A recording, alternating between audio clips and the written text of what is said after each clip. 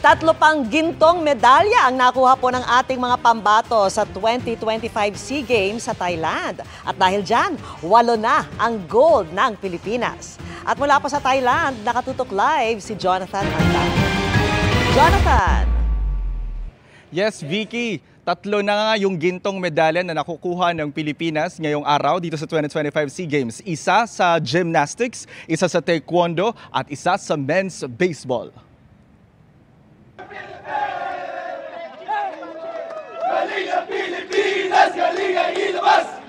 Muling pinatunayan ng Pinoy batters na ang Pilipinas ang hari ng baseball field matapos magwagi sa men's baseball finals sa 33rd SEA Games. Ang final score, 5-3.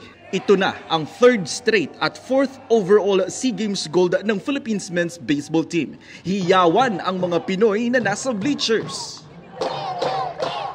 Celebratory ang atmosphere dito sa May Stadium matapos po makaginto ang Pilipinas sa men's baseball laban sa koponan ng Thailand. Isa sa audience si Ja, girlfriend ng catcher ng Team Pilipinas na si Mark Steven Manaig. Sobra pong extra motivation sa akin kasi po may trabaho po siya, pumunta po siya para dito para suportahan po ako.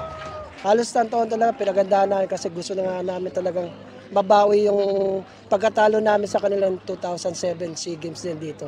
Kalaban natin host, pero pinakita natin yung galing at saka yung husay natin sa baseball. Nakaginto rin si Taekwondo Jean Tatiana Mangin sa Women's 49kg division ng Kyorugi.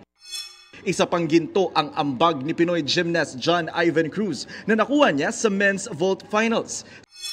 Silver medal naman ang nakuha ni Pinoy karateka John Christian Lechica sa men's 60kg division.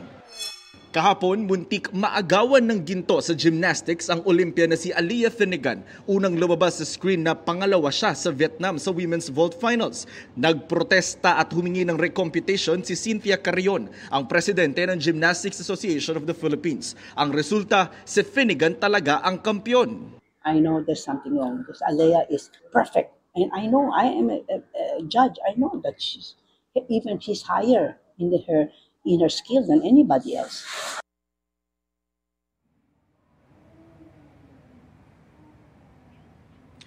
Vicky, katatanggap lang natin ang impormasyon na ito. Ngayong gabi lang may nadagdag po na 2 ginto sa Pilipinas. Ang isa galing sa swimming sa Olympia natin na si Kayla Sanchez at ang pangalawa galing sa athletics. First gold natin sa athletics galing po yan sa Olympian din na si John Cabang Tolentino. Sa kabuuan, 10 na ang gold medals na nahahakot ng Pilipinas dito sa 2025 SEA Games. Yan munang latest mula rito sa Bangkok, Thailand. Ako po si Jonathan Andal ng GMA Integrated News at ng Philippine Olympic Committee Media. Nakatutok, 24 oras.